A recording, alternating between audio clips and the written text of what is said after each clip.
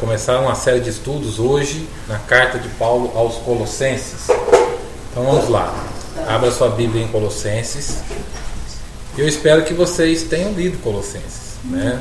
Se não leram, leiam Colossenses, por favor, é importante para que quando eu começar a explicar, vocês já estejam com ela já na mente, né? Colossenses. Antes de nós lermos o texto de Colossenses, eu quero fazer 3 explicações sobre esta carta, que é importante para que a gente tente entrar um pouco dentro do universo no qual Paulo escreveu a carta aos Colossenses. Então, eu vou dividir essa primeira fala em 3 partes. Eu vou explicar a cidade de Colossenses, eu vou explicar a carta de Colossenses e eu vou explicar a igreja de Colossenses. Então, essa minha introdução eu vou dividi-la em 3 partes. Eu vou falar sobre a cidade, eu vou falar sobre a carta e vou falar sobre a igreja, tá bom? Então Colossenses, deixa a Bíblia aberta em Colossenses, que nós vamos então ver alguns textos, mas antes de nós vermos o texto, vamos entender um pouco do contexto no qual Paulo estava inserido na época. A cidade de Colossenses, vamos começar pela cidade. A cidade de Colossenses, ela foi durante muitos anos uma cidade muito rica, muito próspera. Ela havia uma produção de lã, uma lã negra que somente eles, os cidadãos da cidade de Colossos, conseguiam produzir. E ela foi uma cidade muito rica, muito próspera. Quando Paulo escreve essa carta no ano 60, 61 depois de Cristo, ela havia falido. Ela então já estava em um processo avançado de declínio monetário financeiro. Ela tinha sido uma cidade muito rica, depois ela começou a cair por causa de algumas cidades ao seu redor que começaram a tirar o seu comércio, começaram a tirar a força do seu comércio, como por exemplo Hierápolis, Éfeso, essas cidades que estavam ali vizinhas e começaram a drenar o poder comercial da cidade de Colossos. Então quando Paulo escreve essa carta, ela já estava em estado avançado já de declínio monetário. E é muito comum quando uma cidade ou uma população fale, sofre uma falência, isso já é provado, que a população, a sociedade inclina para o misticismo. A cidade então de Colossenses começou então, por causa da falência, ela começou então a inclinar para o misticismo. E começou então a haver uma exploração do místico. Nós vamos ver isso em alguns momentos na carta. Paulo ele mostra que a população de Colossenses estava explorando o misticismo. Então havia ali muita tentativa de contato com anjo, com visão, com revelação, com rigor ascético. O que é rigor ascético? É diferente de cético. Cético é aquela pessoa que não crê em nada, isso é cético. O ascético ou rigor ascético é aquela pessoa que tenta chamar a atenção de uma divindade através de sacrifício ou de autoflagelação. Então isso é muito comum nas religiões. A pessoa então ela se corta, ela se pune, ela se machuca para alcançar o favor divino. Isso é chamado de rigor ascético. Isso é uma prática muito comum entre as religiões. Por exemplo, tem pessoas que deixam de comer, tem pessoas que deixam de fazer certas coisas que gostam, machucam o corpo, punem o corpo. Isso é chamado de rigor ascético. Então, a cidade de Colossenses havia essa exploração. Havia essa exploração na cidade de Colossenses. Aquela questão de anjo, de visão e de rigor ascético. E na cidade de Colossenses havia uma filosofia que misturou com o comportamento dela, com o modus vivendi dela, que misturou com a cultura de Colossenses. Paulo ele não cita o nome dessa filosofia, mas todos os indicativos que Paulo dá aqui nessa carta são indicativos de que teria sido o gnosticismo. O gnosticismo ele influenciou muito a Ásia Menor. O gnosticismo influenciou muito o cristianismo até os dias de hoje. Então Paulo, quando ele escreve essa carta, ele encontra nessa cidade, ele encontra a presença massiva do gnosticismo. Então esse é o contexto histórico, um pouco do contexto histórico da cidade. Então quando você lê Colossenses, tenha em mente que você está lendo uma carta de um povo que morava numa cidade, que explorava o místico por causa da falência. Isso é muito comum. Por exemplo, você vê nessas cidadezinhas de interior que tudo gira em torno do misticismo, de uma crença, de um paganismo. Isso é muito comum. Isso já é provado que quando uma sociedade fale financeiramente, ela inclina para o misticismo, e isso é um sinal de fraqueza emocional. Isso é um sinal de fraqueza emocional, porque pessoas muito místicas, contemplativas, elas estão tentando esconder uma fraqueza emocional. E eles estão projetando em uma pseudo-divindade. Então esse é o contexto da cidade de Colossenses. A carta aos Colossenses. A carta ela foi escrita por Paulo, mas Paulo nunca esteve na cidade de Colossenses. Ele nunca esteve lá. Ele não viu os irmãos. Ele ouviu falar desta igreja aqui. Quem foi lá foi um rapaz chamado Epáfras. Epáfras é quem foi lá, abriu o trabalho, depois ele volta, vai até Paulo na sua prisão e ele traz relatórios para Paulo, e Paulo então escreve essa carta. Então quando você lê, Paulo nunca esteve lá. Esta carta, existe muita similaridade entre esta carta e a carta aos Efésios. Por quê? Porque elas são muito paralelas, só que com um diferencial. Efésios, quando Paulo escreve Éfeso, ou a carta aos Efésios, Paulo ele está falando de Cristo como o corpo. E Colossenses ele fala de Cristo como o cabeça. Então ele apresenta em Efésios Cristo como o corpo, e ele apresenta em Colossenses Cristo como cabeça. Então um complementa o outro. Esta carta ela pode ser dividida em duas partes. Do capítulo 1 ao capítulo 2, Paulo está mostrando a preeminência de Cristo. O que significa a preeminência de Cristo? Ele está falando que todas as coisas convergem em Cristo Jesus. Tudo partiu dele e por ele. E por meio dele. Então, no capítulo 1 e no capítulo 2, ele está falando da preeminência de Cristo. E no capítulo 3 e o capítulo 4, ele está falando da prática do Evangelho. Então, quando você lê Colossenses, tenha em mente que o capítulo 1 e o capítulo 2, ele está exaltando, falando da preeminência de Cristo. E o capítulo 3 e o capítulo 4, ele está falando da prática do Evangelho que está em Cristo Jesus. Esta carta, ela não traz nenhuma referência do Velho Testamento. Ela não faz nenhuma referência ao Velho Testamento. Isso é raro nas cartas de Paulo, porque sempre Paulo, quando argumentava alguma coisa, Paulo buscava uma referência do Velho Testamento. Ele pegava uma referência do Velho Testamento. Aqui ele não faz isso. Então ele não esteve lá, ele não viu a fisionomia desses irmãos, mas ele tinha notícia. E quando ele escreveu essa carta, ela já era uma igreja estruturada. Então esse é o contexto da carta aos Colossenses. A igreja colossense. A igreja, ela era uma igreja madura. E ela entendeu a graça de Deus. Esta é uma das vantagens da igreja colossense. Ela entendeu a graça de Deus. Ela compreendeu a graça de Deus. E ela compreendeu não no sentido de conhecimento, num conhecimento evolutivo, ou um conhecimento condicionado. O que significa isso? Ele é no sentido de que eles não aprenderam no sentido de ler sobre a graça. Eles não pegaram o material de Paulo e foram ler sobre a graça para entender. Não foi um conhecimento desenvolvido, como por exemplo matemática. Ninguém nasce sabendo matemática. Nós precisamos desenvolver o conhecimento. Então a gente vai estudar, vai fazer 2 mais 2, aprender multiplicação, divisão, adição, etc. e tal. Então, eles conheceram a graça, eles compreenderam não como conhecimento desenvolvido, porque eles internalizaram. A igreja colossenses internalizou. Ok? Então esses são os 3 preâmbulos iniciais para a gente poder ter uma pequena noção da carta de Paulo aos Colossenses. Então vamos lá, Colossenses capítulo 1. Vamos então tentar entender esta carta aqui. Tenha em mente uma coisa. Eles, os ouvintes de Paulo, eles entendiam o que Paulo estava dizendo. Eles não precisavam de interpretação.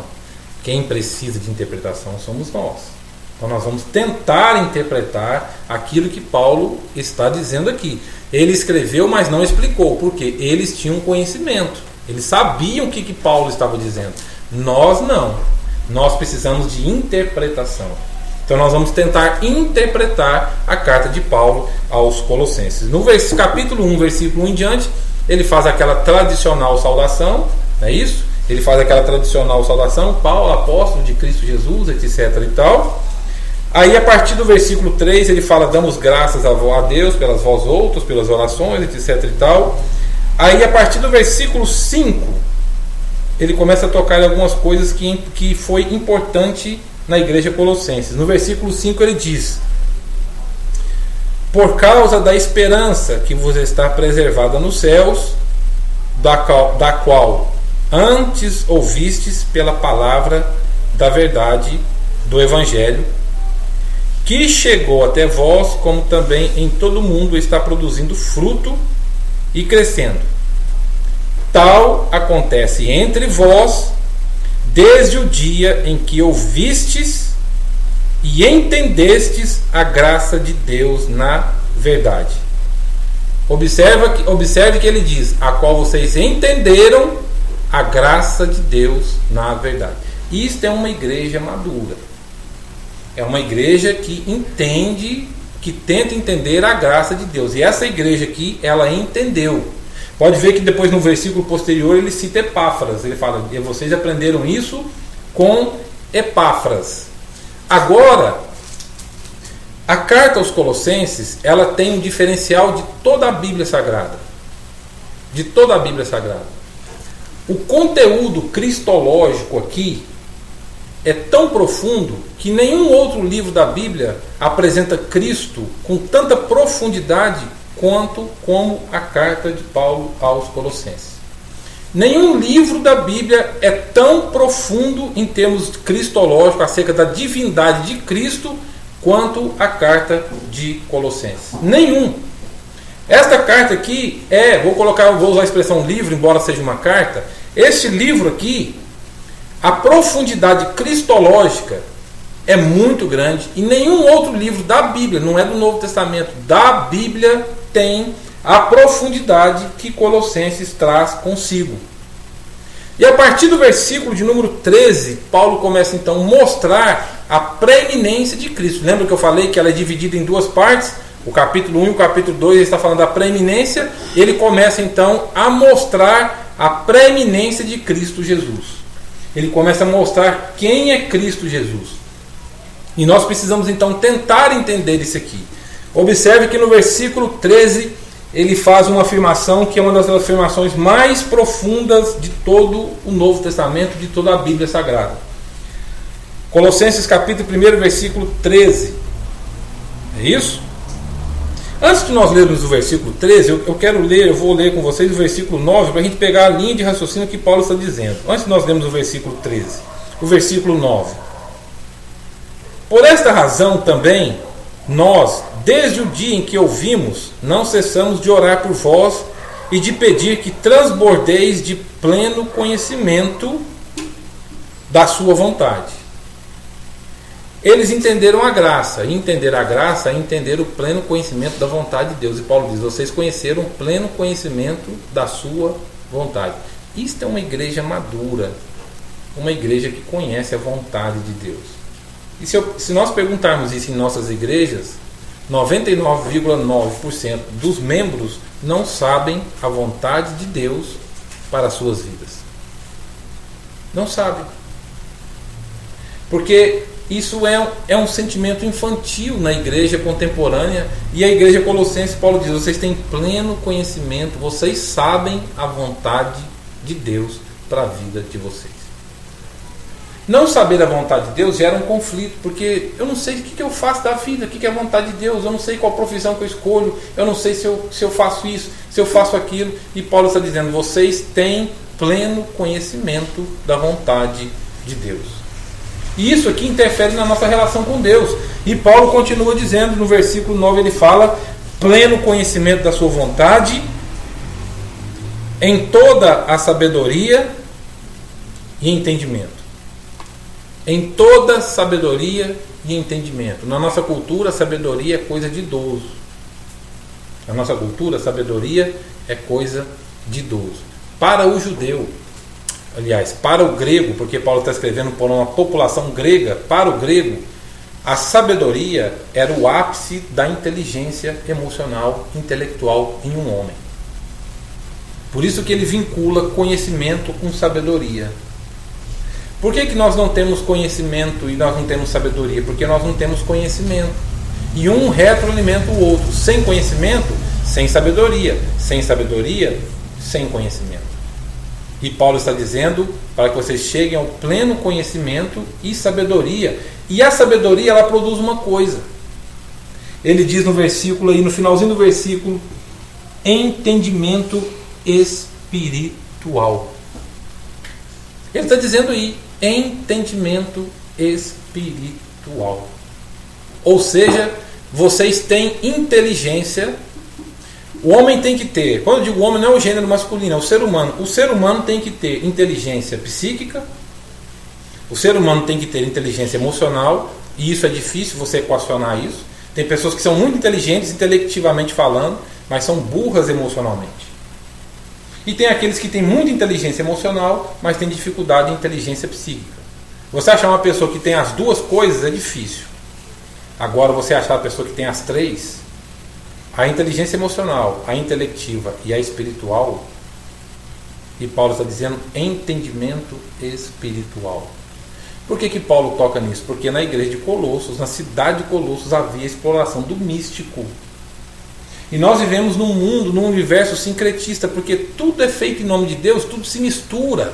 Tudo se mistura, tudo se mistura, tudo se mistura. Eu tento não fazer certas coisas, mas, por exemplo, eu não consigo.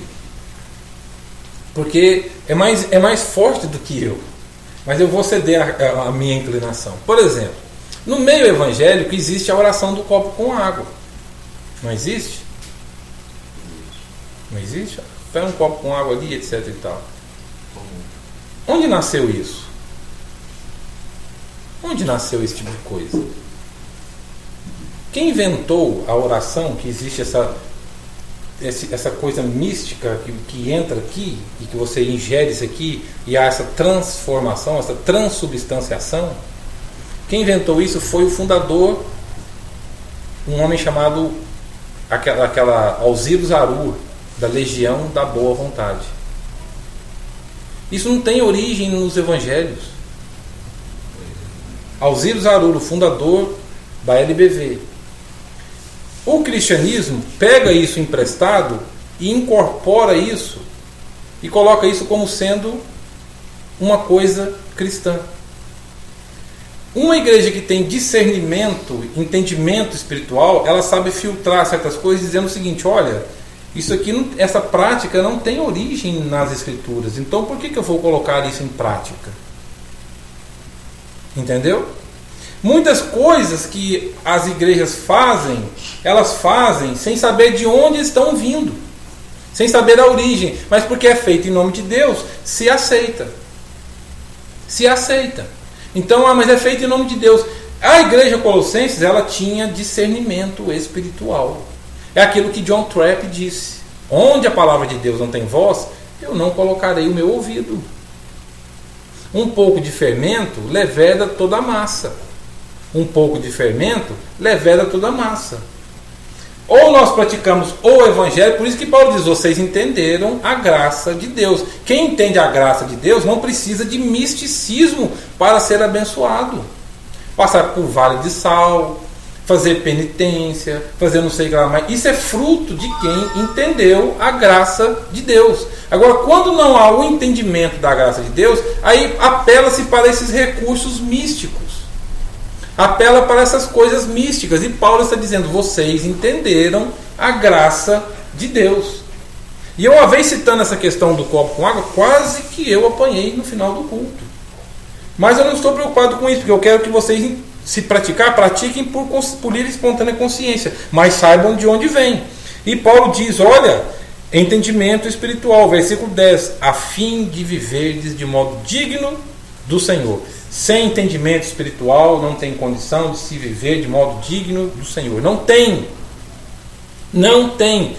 Pessoas que não têm entendimento espiritual não conseguem viver de modo digno. Vai trazer sincretismo, vai fazer coisas que não têm base no Evangelho. E Paulo diz: a fim de viveres de modo digno do Senhor para o seu inteiro agrado. Não existe mais ou menos. Para Deus serve qualquer coisa, de qualquer jeito, de qualquer forma. E Paulo está dizendo para o seu inteiro agrado. Para o seu inteiro agrado. Ninguém gosta de ganhar roupa estragada, usada com buraco, com aquelas costuras mal. Ninguém gosta disso.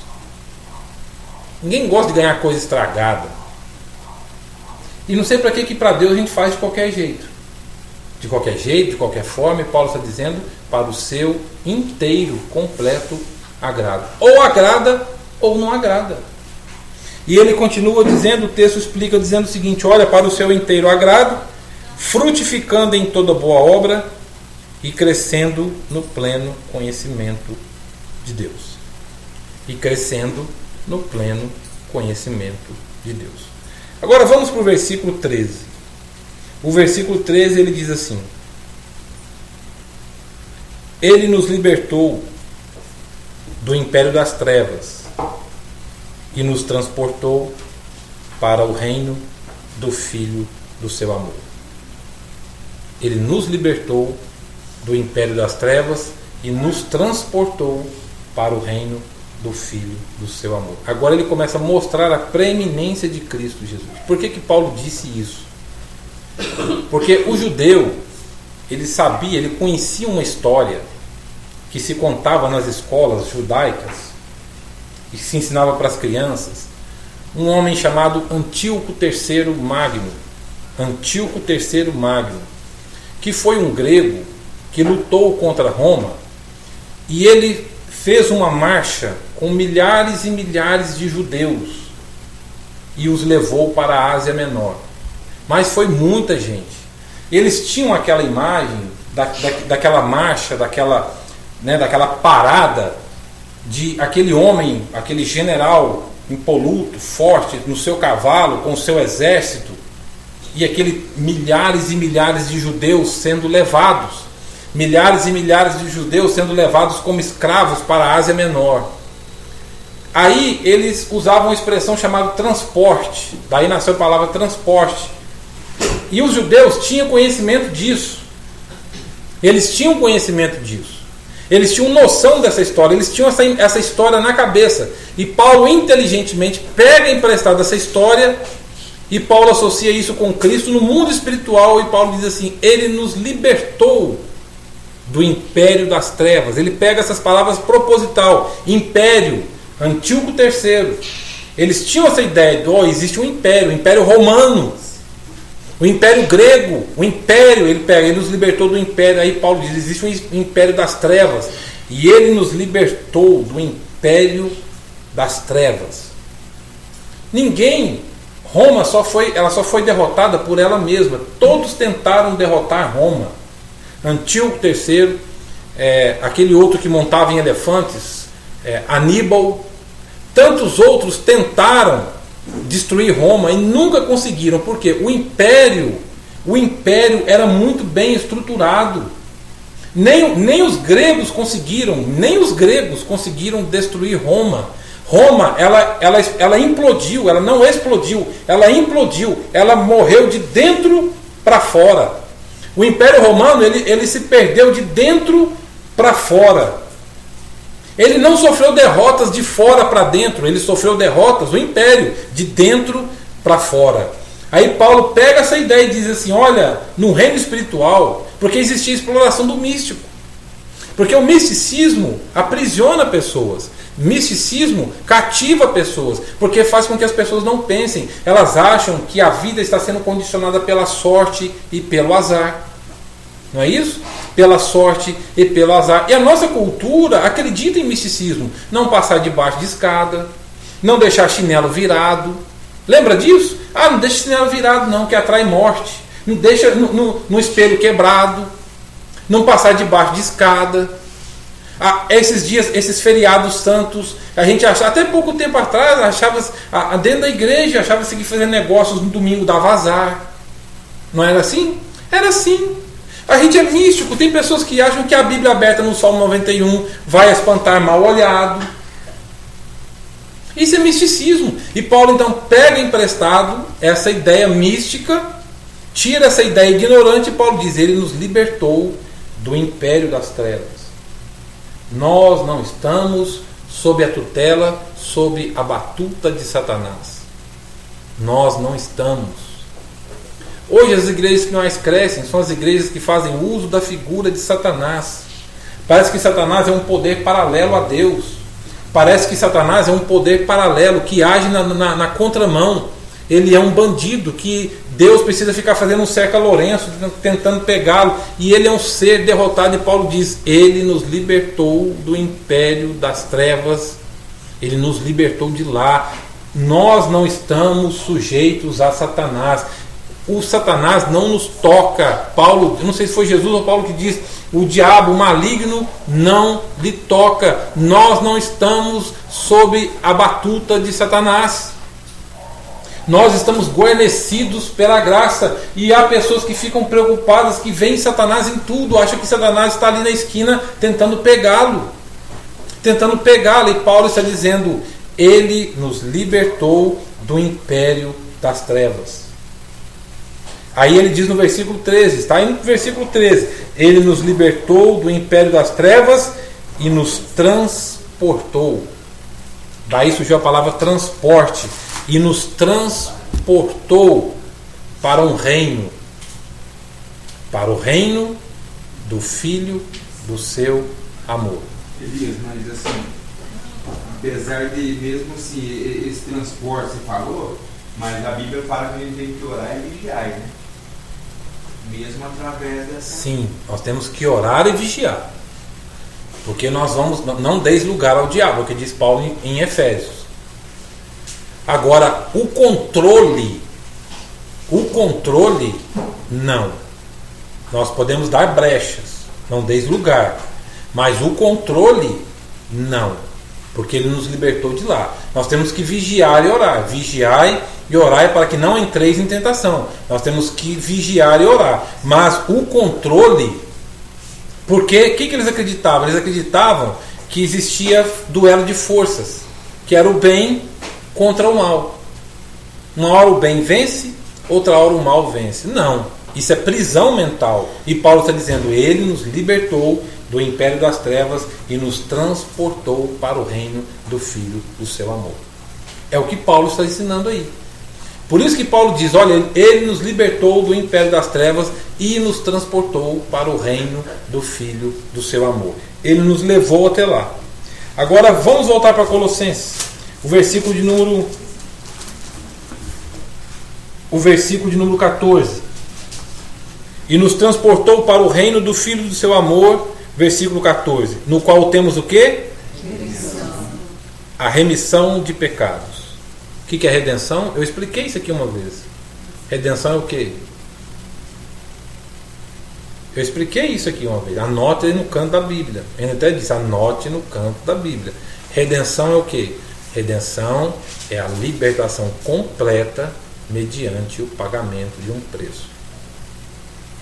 Redenção é isso, é a libertação completa mediante o pagamento de um preço. Ele pagou o preço. Onde ele pagou? Na cruz. Olha a profundidade disso, a preeminência de Cristo aqui. Ele nos libertou. E a libertação dele, ele pagou com o seu sangue. Essa carta ela tem uma postura combativa, porque Paulo está combatendo essa ideia de que nós estamos à mercê do destino, o Deus destino. Que a vida parece que são duas forças opostas, o bem e o mal, brigando para controlar a nossa vida. E Paulo está dizendo: ele nos libertou do império das trevas. Gente, hoje tem igrejas que mais falam no diabo do que no que Cristo fez e no que Cristo é. Hoje é raro você ouvir uma pregação que fala da centralidade de Cristo, sobre o caráter de Cristo. Hoje se fala mais no diabo do que no próprio Cristo.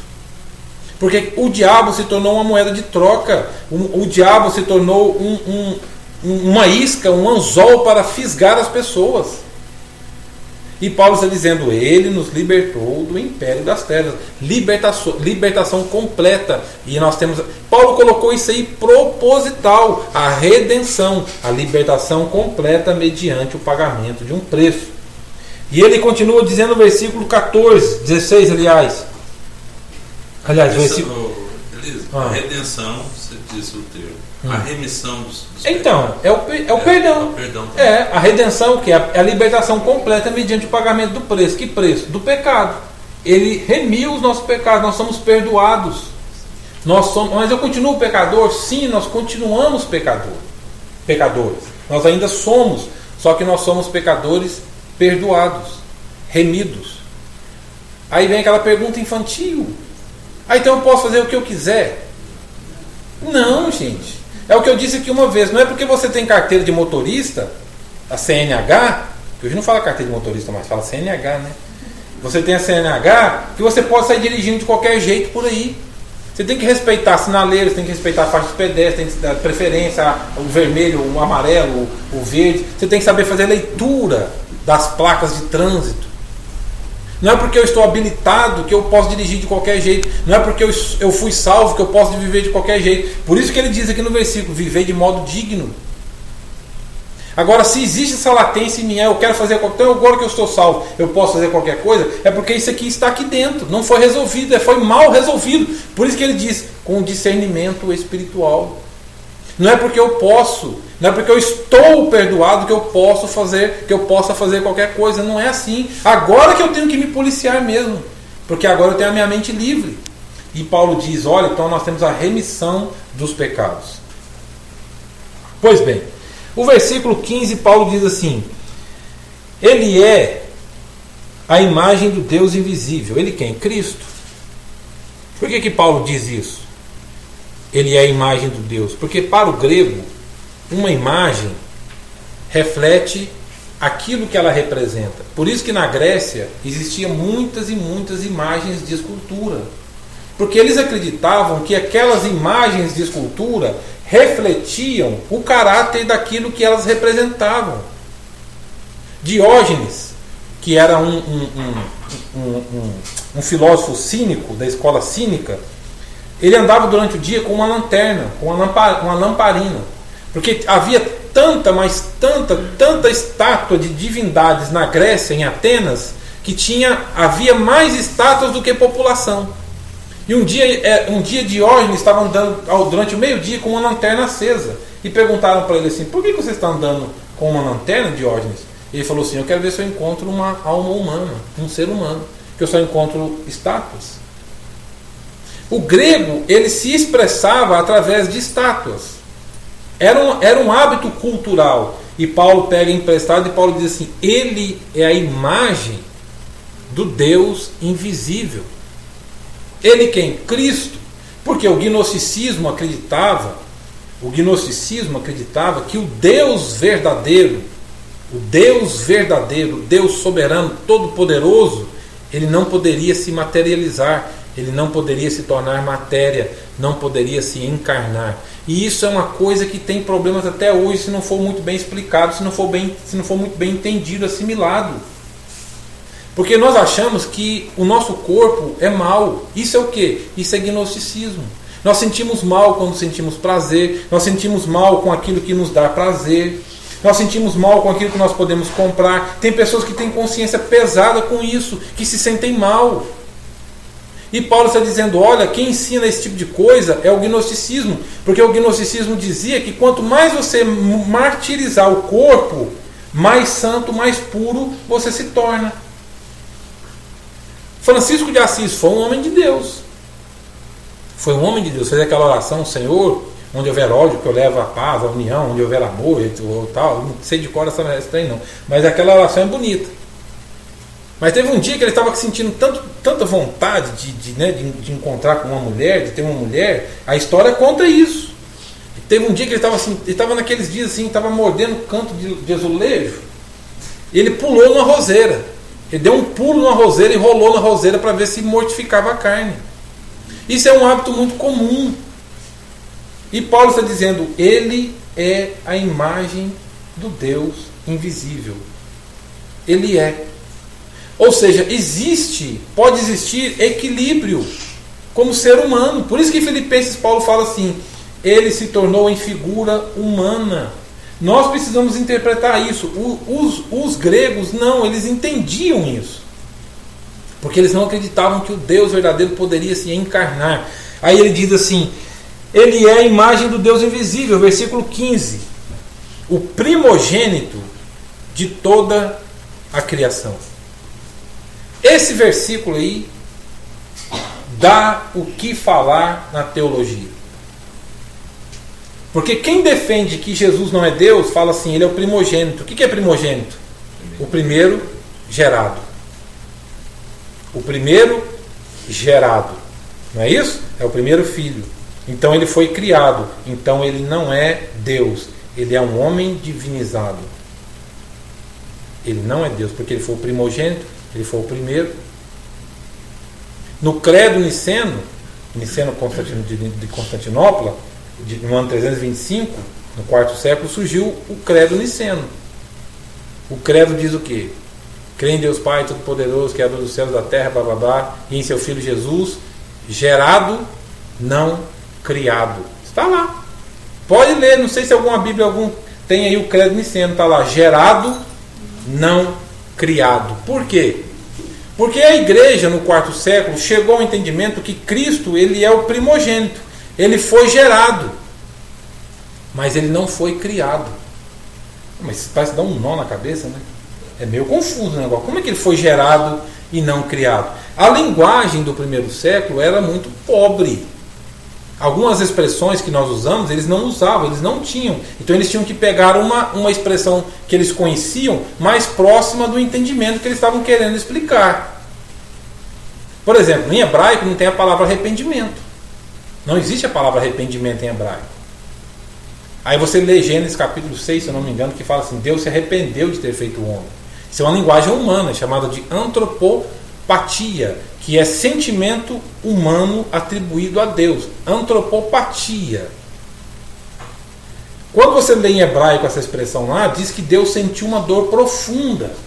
Aí como é que você explica que Deus sentiu uma dor profunda? Aí o tradutor pensando assim, não, vou colocar arrependimento. Porque na época em que ele escreveu, na cultura dele, existia a palavra arrependimento. Mas essa palavra não existe em hebraico. Muitas palavras não existem em hebraico. No grego da mesma forma. Então eles escreveram, pegou uma palavra próxima daquele entendimento. Então o primogênito não é que ele teve início. É no sentido de que todas as coisas se originaram nele. E algumas vezes, todas as vezes que aparece a palavra primogênito, está falando de quê? Da ressurreição de Cristo Jesus. Porque a ressurreição foi um divisor de águas. Quer ver um exemplo disso? Tem um texto em Hebreus que fala assim, tu és meu filho amado. Não, Hebreus que fala assim, tu és meu filho amado e hoje te gerei. Não é isso? Eu acho que é Hebreus capítulo 1, se eu não me engano. Se alguém achar aí, me fala para mim, nós vamos ler. Que fala assim, tu és meu filho amado e hoje eu te gerei. Isso é uma citação de um salmo. Tu és meu filho amado e hoje te gerei. O que isso significa? Quando você lê Atos capítulo 13, vamos abrir Atos capítulo 13, por favor. Atos capítulo 13, versículo 33. Atos capítulo 13, versículo 33. Olha só o que diz. Como Deus a cumpriu plenamente a nós, seus filhos, ele está falando do Evangelho, ressuscitando a Jesus, como também está escrito no Salmo 2, no segundo Salmo. Tu és meu filho, e hoje te gerei. E que Deus o ressuscitou dentre os mortos, para que jamais voltasse à corrupção. Desta maneira o disse: e cumprirei a vosso favor as santas e fiéis promessas feitas a Davi. Observe que Paulo vincula essa expressão do Salmo 2, tu és meu filho e hoje te gerei, com a ressurreição. Quando diz tu és meu filho e hoje te gerei, não é que fecundou. é que ele foi ressuscitado. Entenderam aí? Ou não? Não entenderam? Quando fala assim, tu és meu filho e hoje te gerei, essa expressão te gerei está apontando não para a fecundação, para o início embrionário de Jesus. Até aí tudo bem? Não está falando que ele teve uma origem biológica, ele teve uma origem embrionária. Ele teve uma origem no sentido assim, ele ressuscitou. O que é ressuscitar? Não é nascer em um certo sentido, nascer novamente? Ser gerado novamente? Então quando ele fala assim, tu és meu filho amado e hoje te gerei, ele está dizendo, olha, você nasceu de novo. Em que sentido? Com a ressurreição, que é ressurgir, que é surgir novamente. Então quando ele fala assim, voltando para Colossenses, ele é o primogênito, ele não está dizendo que Cristo teve um início. Ele sempre existiu. Ele está dizendo que Cristo é a fonte originadora de todas as coisas. Entenderam ou não? Olha, entenderam?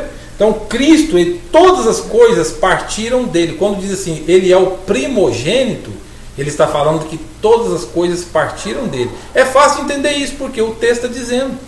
Volte para Colossenses para você ver. Agora você vai entender porque que Paulo está dizendo. Quando Paulo fala assim, tu és o meu primogênito, ele não está dizendo que Cristo teve origem, ele está dizendo que Cristo é a origem de todas as coisas. Cristo não teve origem. Cristo é a origem de todas as coisas. Então é nesse sentido que ele está dizendo primogênito. Então vamos lá. Versículo 15 de Colossenses capítulo 1. Ele é a imagem do Deus invisível, o primogênito de toda a criação. Certo? Ponto e vírgula. Agora vem a explicação. Pois nele foram criadas todas as coisas, nos céus e sobre a terra. Então tudo se originou nele. Por isso que ele é o primogênito, nesse sentido. Ele é o primogênito no sentido de que tudo partiu dele. Teve origem nele. Entenderam? Primogênito é o mesmo que unigênito. Não, primogênito é o primeiro gerado. Não, naquele unigênito é o único gerado. O único, filho único. Unigênito. Porque Deus deu o seu filho unigênito. Unigênito. Então ele é o único filho. Primogênito é o primeiro. Agora o que ele quer dizer? Ele é o único e o primeiro. Não há outro além dele. Mas ele não teve origem embrionária. Ele está dizendo que não é que Jesus teve origem embrionária. Jesus sempre existiu. Ele pega emprestado essa palavra para dizer que todas as coisas se originaram nele. É o que ele diz a partir do versículo 16. Pois nele foram criadas todas as coisas, nos céus e sobre a terra, as visíveis e as invisíveis, sejam tronos, sejam soberanias, quer principados, quer potestades. Tudo foi criado por meio dele e para ele. Isto é primogenitura. Tudo foi criado por meio dele, ele foi o ponto de partida. Tudo foi criado por meio dele e para o quê? E para ele. Até o diabo. Quer principados, quer potestades. O que Paulo está querendo dizer com isso? Satanás, ele não age de forma autônoma. Ele não faz o que ele quer. Uma vez Martinho Lutero disse assim, que Satanás, ele conta duas histórias. Lutero teve várias experiências com Satanás. Uma foi tacar uma tinta, um vidro de tinta no diabo, que ele disse que o diabo aparecia para ele. Dizem que até hoje lá tem o lugar onde ele tacou, até a mancha lá onde tacou a tinta no diabo. Aí um dia disse que Martinho Lutero estava subindo uma escada e viu um vulto atrás dele. Um vulto esquisito, escuro. Ele olhou para trás e falou assim, é só você, diabo, e continuou subindo. Aí Martinho Lutero disse que um dia Satanás bateu na porta do seu coração. Aí Satanás disse assim, bateu, aí abriram a porta, e Satanás disse assim, eu vim aqui buscar Martinho Lutero.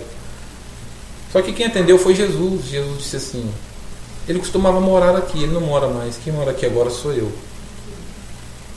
E expulsou o Satanás.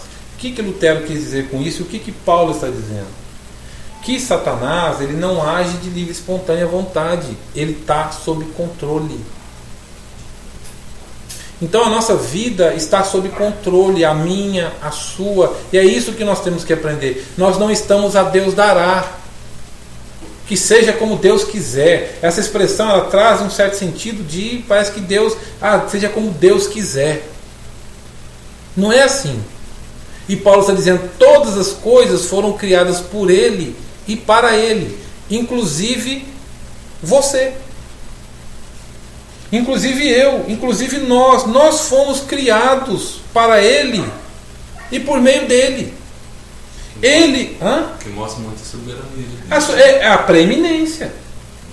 É a preeminência. Ele está dizendo, olha, e o texto continua dizendo, não é isso? Tudo foi criado por Ele, por meio dEle e para Ele. Versículo 17. Ele é antes de todas as coisas.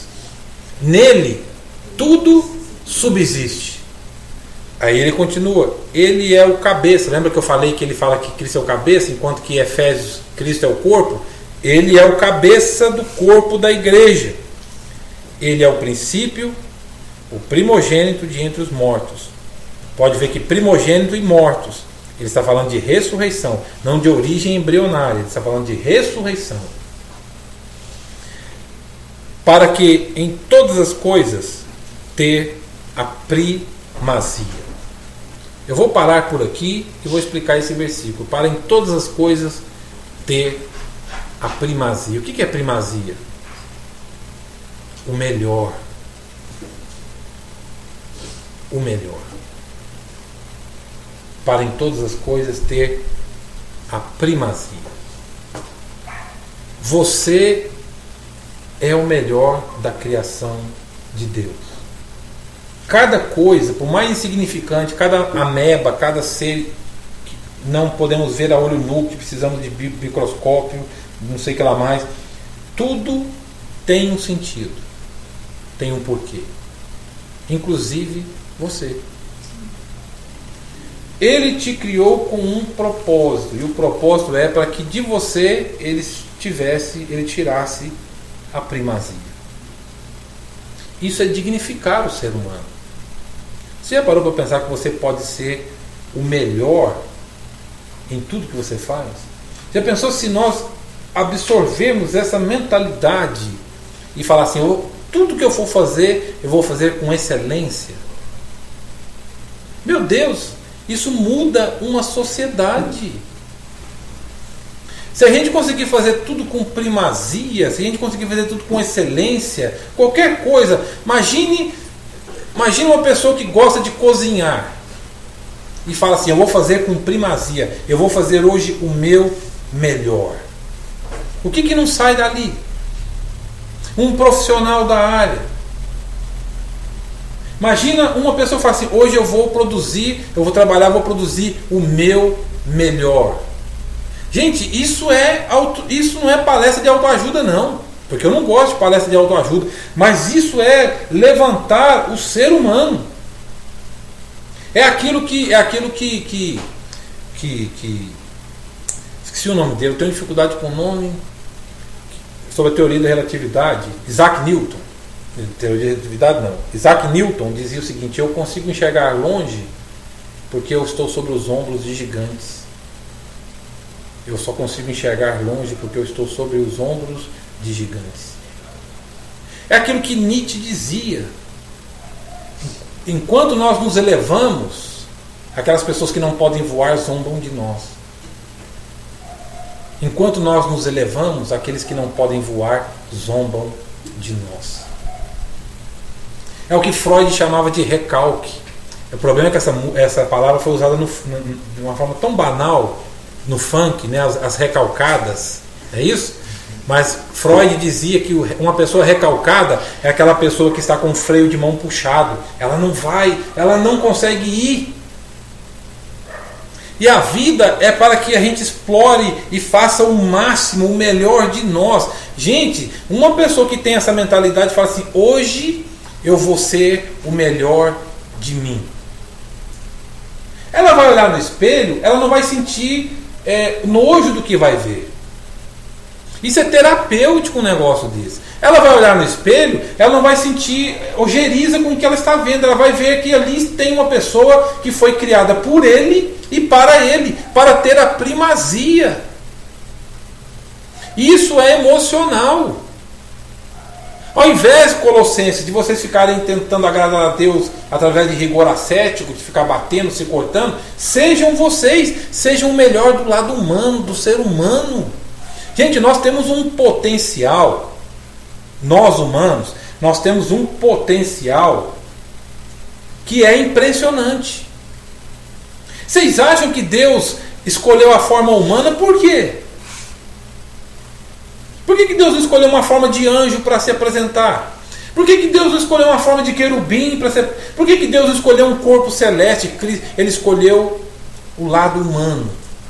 Porque nós precisamos aprender a descobrir esse potencial, essa potência, aquilo que Aristóteles dizia. Existe no homem uma potência. Uma potência. Gente, pessoas que se enxergam assim e que se veem assim, elas mudam a si mesmas, elas mudam, elas veem a vida com um sorriso, elas veem a vida com... Elas veem proposição nas coisas, elas veem motivo nas coisas, elas veem portas abertas, elas veem oportunidades, elas veem coisas que podem mudar, elas conseguem ver mudança. Elas conseguem ver mudança, elas têm perspectiva, elas veem de vários modos as coisas, elas veem portas, elas veem oportunidades, elas veem brechas para melhorar, para mudança, elas apontam norte, elas apontam direção, elas apontam caminhos. São pessoas que Paulo está dizendo, olha, porque para ter a primazia. Imagina um professor que fala assim, eu vou preparar hoje a melhor aula que eu posso dar, um pastor, um profissional da área de saúde, eu vou atender hoje com magnificência, eu vou atender hoje com primazia, eu vou atender hoje com humanidade. Eu estava vendo uma entrevista de uma dentista essa semana e eu fiquei impressionado com a explicação dela. Ela fala assim, olha, eu montei um consultório para atender pessoas que não podiam pagar. E eu fazia a preço de banana. E todo o meu material era do bom e do melhor. Para pessoas que não podem pagar. E eu arrepiei com o testemunho dela. Não era para a igreja não, ela estava dando uma entrevista. E ela dizia, e hoje ela é dona de um dos maiores consultórios odontológicos no estado de São Paulo. E ela disse, eu faço isso para que eu quero ver sorriso na boca das pessoas. Isso é o quê? Isso é evangelho. Isso aí é evangelho. Imagina um profissional da área de saúde, médico, dentista, qualquer área que for, que fala assim, eu vou melhorar o ser humano. Gente, a sociedade, isso atrai, isso vibra, isso é energia. Esse diapasão, ele vai vibrar e vai atrair outras pessoas para perto. E Paulo está dizendo nele, Cristo poderia ter dito, eu não vou criar nada não. Eu sou autossuficiente. Você acha que Deus não é autossuficiente? Deus tem carência de reconhecimento? Você acha que Deus precisa que a igreja cante para Ele que Ele é Deus? Ele sabe que Ele é Deus.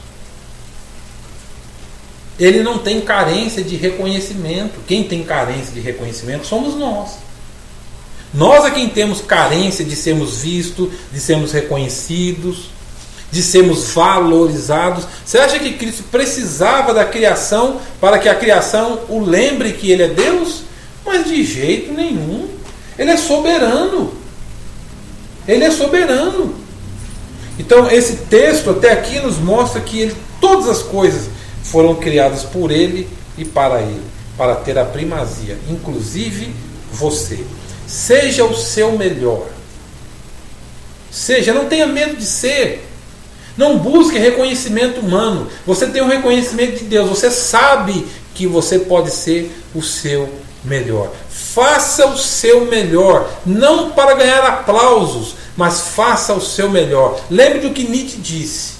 Enquanto nós voamos, aqueles que não podem voar nos criticam. Eu vejo muito do ensino de Nietzsche e do ensino de Cristo. Há muitas pessoas que não gostam de Nietzsche. Eu gosto. Mas isso fica para um outro momento. Enquanto nós nos elevamos aqueles que não podem voar vão nos criticar. Ande sobre os ombros de gigantes, seja um gigante. Você tem uma vocação, você tem um chamado, você tem um papel, você tem uma importância, você tem uma função nesse mundo, você tem uma função entre nós aqui, você tem uma função, você tem um papel, você tem um propósito. Seja a melhor mãe, seja o melhor pai, seja o melhor avô, seja o melhor amigo, seja a melhor amiga, seja o melhor filho. Seja o melhor de você. Faça essa experiência para você ver. Não como fruto de carência, de aplauso, de reconhecimento, de elogio, mas seja o seu melhor. Seja o seu melhor. Seja o melhor de você. A cada dia que passe, você se melhora, você evolui, você se transforma. Faça isso para você ver o que vai acontecer ao seu redor. As pessoas vão começar a aproximar, vão querer saber, perguntar o que está acontecendo. Porque você aprendeu em Colossenses que todas as coisas foram feitas por Ele, para ter a primazia, o melhor. O melhor. Essa questão de autoimagem, uma hora a gente pode falar sobre essa questão de autoimagem. Hoje as pessoas têm uma autoimagem muito, mas muito negativa. A autoimagem das pessoas hoje está cada dia que passa diminuindo. Todo mundo acha que tem que melhorar alguma coisa, tem que emagrecer, tem que levantar, tem que esticar, tem que pintar, tem que não sei o que lá. Cada um de nós acha que para ser aceito tem que fazer alguma coisa. Não é assim? Cada um de nós tem que fazer alguma coisa para ser aceito. E Paulo está dizendo para ter a primazia. Vamos colocar de pé e vamos orar.